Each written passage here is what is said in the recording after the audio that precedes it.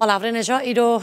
ئەم لە بولتەنێن ڕابغۆری دەژیمە بەحسابەیەکی دکرد و ji ber کێمیا بارانê û berfê di zivistana rabûrî de hinekî pirsgirêka kêmaviyê derketiye asta ava bendavan jî daketiye xarê û gelek taxên hinek bajarên Herêma Kurdistanê hêdî rastî bêaviyê dibin. Em hinekî li ser rewşa bendavên Herêma Kurdistanê bisekirin bo vê mebestê jî birêz Profesorê Yarîder Xelîl Berzencî bi sporê bendavan li stêdyoyê li gel me ye. Ka Xelîl zor bixêr bên. زۆر سپاس دەرفەتە بەڵێ. زۆر سپاس. ئەمڕۆ هەواڵمان هەبوو سەبارەت بەوە کە ئاوی بەندەوەکان کەم بووە. بگشتیەوە باردۆخی بەندەوەکانی هەرێمی کوردستان چۆن ئەبینن چەندێک ئەتوانن یارمەتی دەربن بەوەی کە ئەم هاوینە بەبێ کێشەی ئاو تێپەڕێت. ئەگەر بین باسی ئێستا بەنداوەکان بکەین تەبی ئەم ساڵە ئای بەنداوەکان زۆر دابەزیوە بە پێی ئەو داتایانی کە لە لامانە ئەم ساڵ باران 106 میلیمتر باریەوە ئەگە بەڕاورد بکەین لەگەڵ پار 600 میلیمتر باریەوە 106 لەگەڵ 600 تقریبا 125-27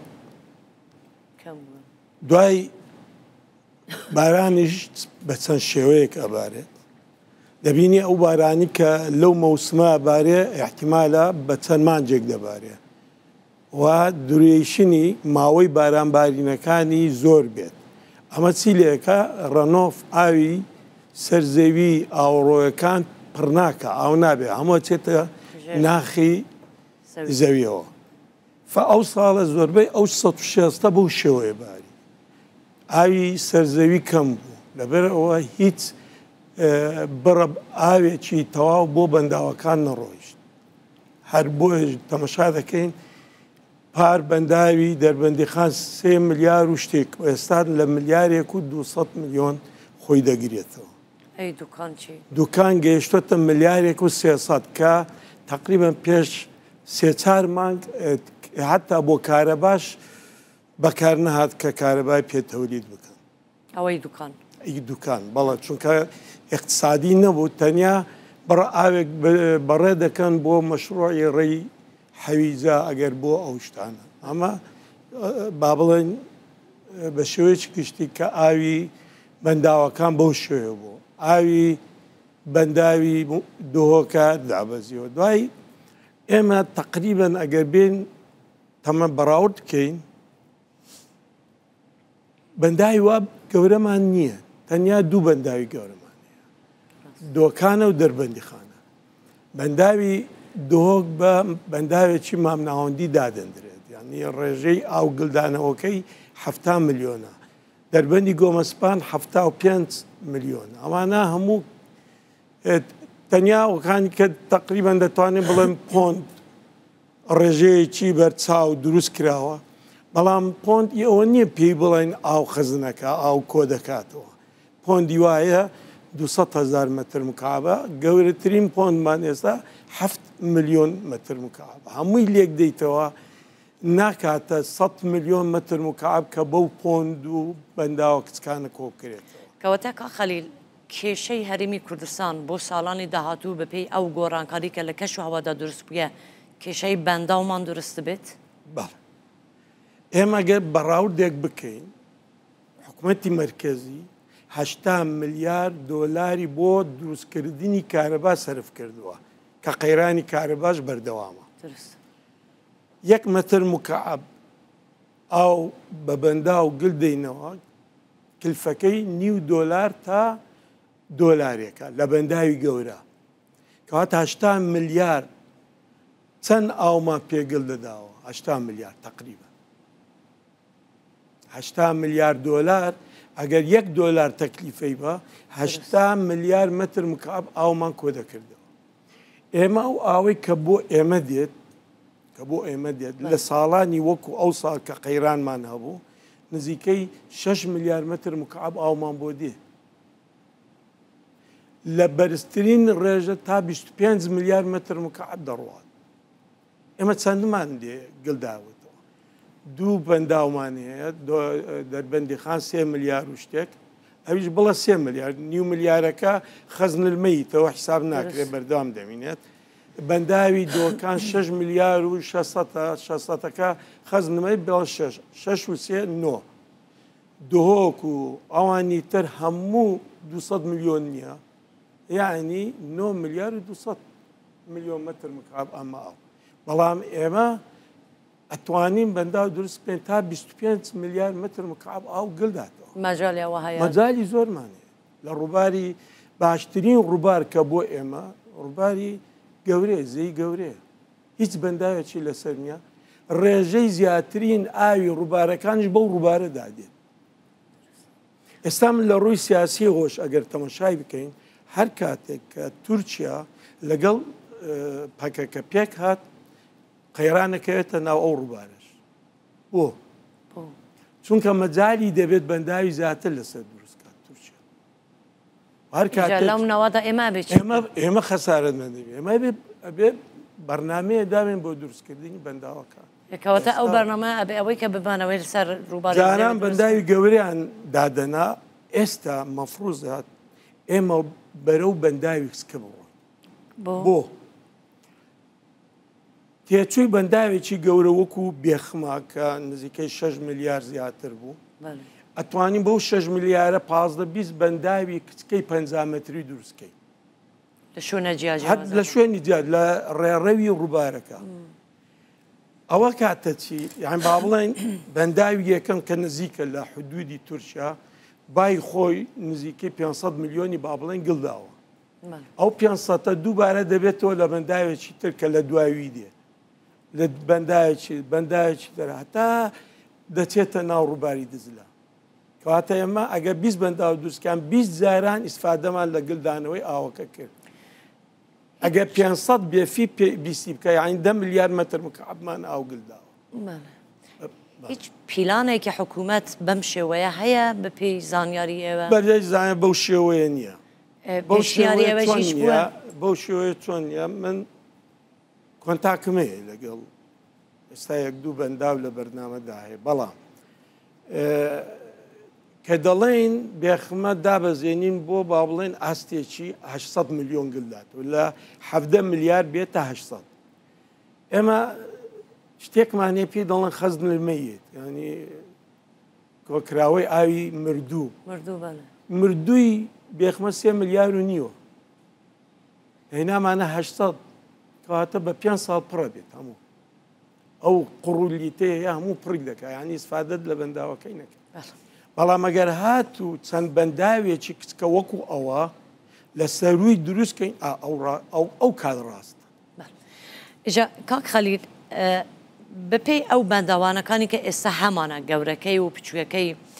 شێوازی مدیریەتی ئاو هەم بۆ خواردنەوە هەم بۆ کشت و کاڵ ئێوە چۆن نەبینن ئەوە ئیدارەی ئاو زۆر میهمە ئێمە بەخۆت دەزانی ئاسایشی ئاو زۆر شتێکی میهمە ئەگەر ئاسایشی ئاومان پاراست ئاسایشی خۆراکشمان دەپارێز وەگەر خۆراکمان ئاسایشی نەتەوەی خۆشمان دەپارێزی هەموو بەندە و بۆ ئێمە زۆر میهمە ئاسایشی ئاومان کە لەگەڵ عێراقا ئێرانە لەگەڵ عێراق بالئەخەس چونکە عێراق لە خواروی ئێمەیە ئێمە لە سەروی عێراق هەر کاتێک ئاسایشی ئاومان هەبێت ئاسایشی نەتەوەییمان پاراستۆ لە بەرامبەری یعنی ئێمە وەکو کارتێک ژێتوانە وەکو کارتێک ناڵێم ینی هەموو کاتێک کارتەکە کە ئەو کارتێکی دژی ئێمە بەکارهێنا ئێمە توانین کارتە بەکاربێنین ئەوەی ئێمە تەماشای ئەو ئاوانەی کە هەمانە ئەمە تەقریبی با بڵێن دووەلیمان هەیە کە هەر شخصێک چەند ئاوی بەبەردەکەوێت ئەوە ساڵانەیان ساڵانە ئەوە کۆڤارێکی ئەردنیەکە ناوە دەری دەکەن بە عەرەبی؟ بە عەرەبی ئەردن پێش 15 ساڵ 100 متر مکعب بۆ یەک شخص ئاوی هەبوو ئێستا بۆتە 10 ملیۆن نەفەرەکە ئێستا تقریبا لێکی دین و 7 ملیۆن 7 ملیۆن متر مکعب 7 متر مکعب ئاو پێرکارتەیە ئێمە چەندین ئێمە لە قەیرانی وەکو ئێستا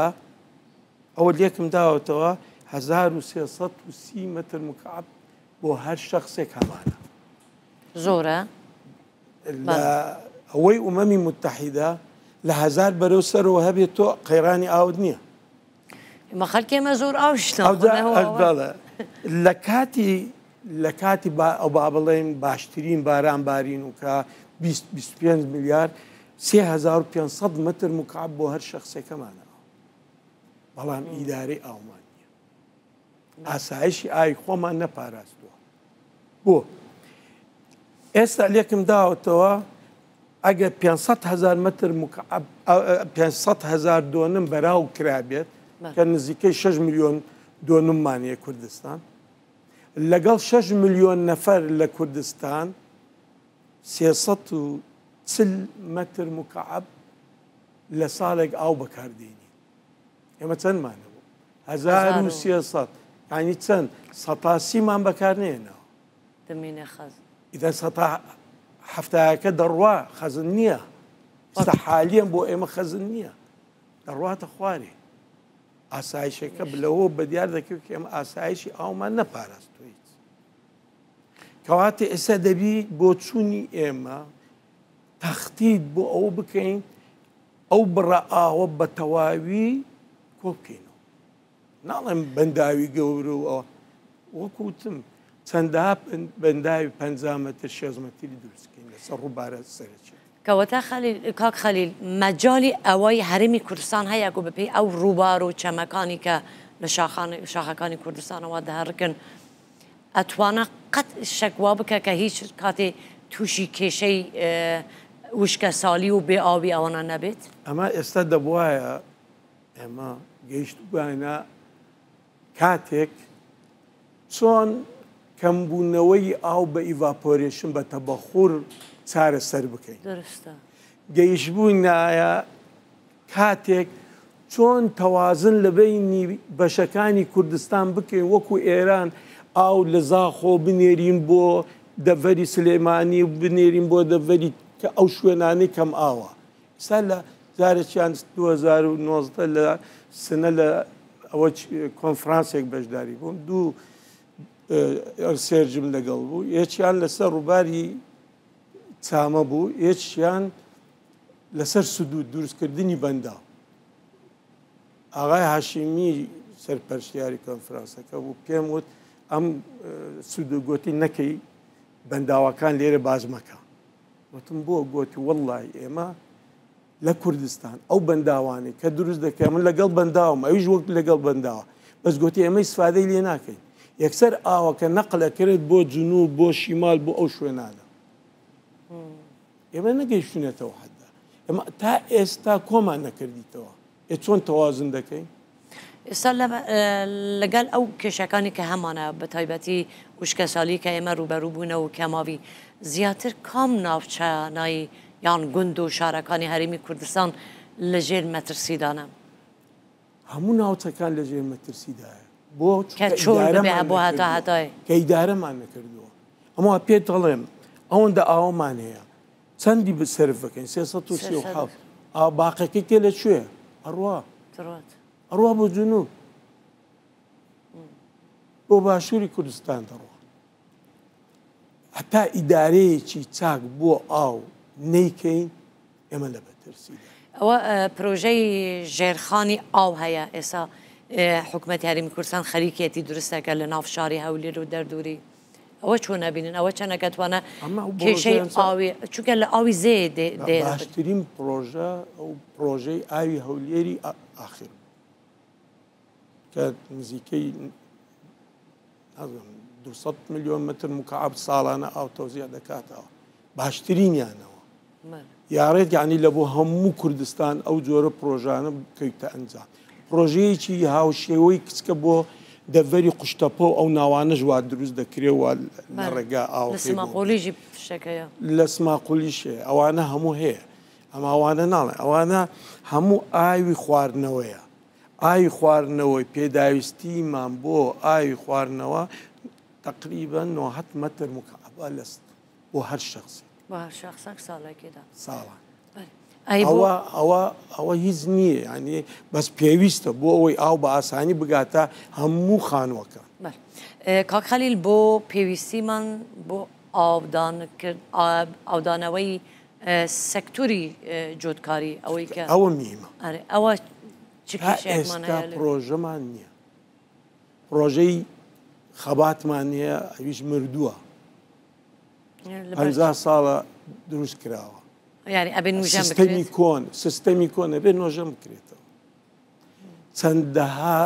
مەساحاتمانە ئەمە کەلار، شوان، حەریر، سلێڤانی، ئاکرێ کە بەندە بە بەنداوی باکرمان بە هەزارەها دۆنم لەو شوێنانە هەیە. هەتا ئێستا ئای بۆ نەچوە، هەتا ئێستا بە زۆری حتمان لەسەر ئای ژێرزەوی دەکە. ئای ژێرزەویست هەموو وا بەرەو نزمی و بڕەکەی زۆر کەم بووە. جوتیار ناتوانانی بەکاری بێنێت. یەک کارەبایەکی زۆر دەبێت سەر بکە، دووەمینیش ئاوەکە کەمی کردەوە پەشی ناکە. یەک پرسیارم هەیە ماوە کە جەنابتان بکەم هەم بۆ نوژەنکردنی ئەو سەدەکان ینی بەندەوەکانی کە قەدیمن، هەم بۆ دروستکردنی ئەو بەندەوە پچکۆلەکانی کە ئێوە ئەڵێن باشترین چارەسەریە، چەندێک بودجە لازمە بۆ هەرێمی کوردستان؟ 1 مەتر مکعب ئەتوانن حسابی بۆ بکەن $1 کەواتە چەند ملیارد دروست دەکە ئەوەندێ. طبعاً ئەمە ئاستی زیاتری بۆ بەنداوی گەورە لە بینی $0.5 تا $1.